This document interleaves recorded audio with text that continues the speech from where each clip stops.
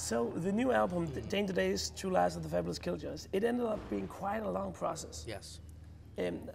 How was it when you found yourself back in the studio? Did you start too soon?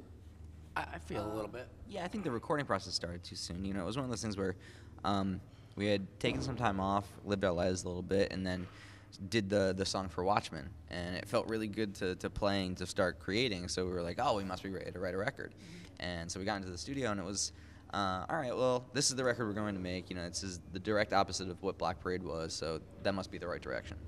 And we achieved that goal, but at the, you know, when we finally got to the end result, it was like, oh wait, no, that's not what the next record should be. That's just what we wanted at that moment. So we need to start again. Yeah, because when Desolation Road, the single came out, I was like, whoa, this is a whole new edge. So did you got caught up with that?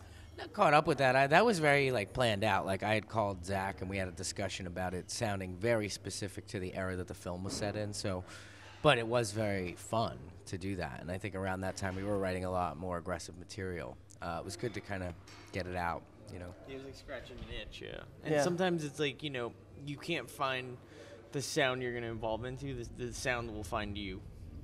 That's a good cliche, but it's true. It's true. But you ended up getting to a point where you were like, fuck, we have a record, but we can't release it. Yeah, it had no identity. How is it to make that phone call to the record label and say, man. oh man, we're gonna need another million, another year, another producer? It's weird. It wasn't like that.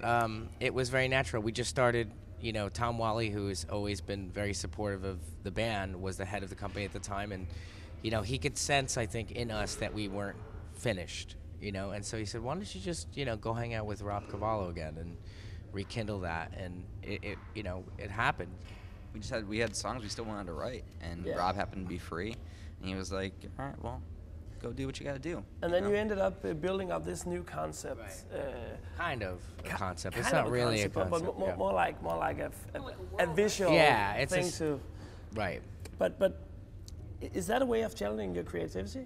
Oh, absolutely. I think I feel the need to at least do a little bit or a lot every time we make a record to create a world, and I feel like that's what the band does with its music, you know, and we all build these worlds together, and then I kind of feel like visually representing those somehow, like they need something, you know. It's not always going to be something that's a giant procedure, but no. I guess whatever the record calls for, whatever it asks for. And it really suits the music. I feel like that. But like after the Black Parade tour, obviously you guys grew tired of that concept. So isn't it like a fear in the back of your head that, oh, like in a year from now we don't want to be doing the good news is we don't the Killjoy thing. Yeah, but we're not, which is cool. Like the Killjoys is so much about very real things, you know.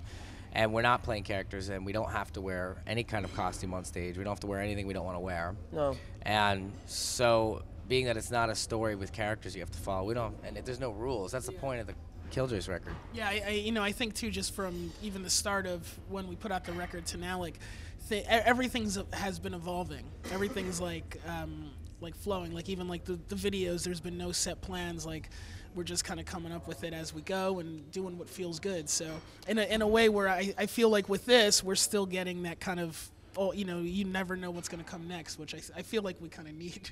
You know? So you kind of build the foundation for the next 10 years of My Chemical Romance. Yeah, you know, or the next adventure you're going to have, maybe it's 2 years, you know. But I do feel like we've rebooted in a way and built a foundation for the next 10 if we want to do them, you know. Cool. Let's watch the Desolation Road video and then finish up. Great. Cool.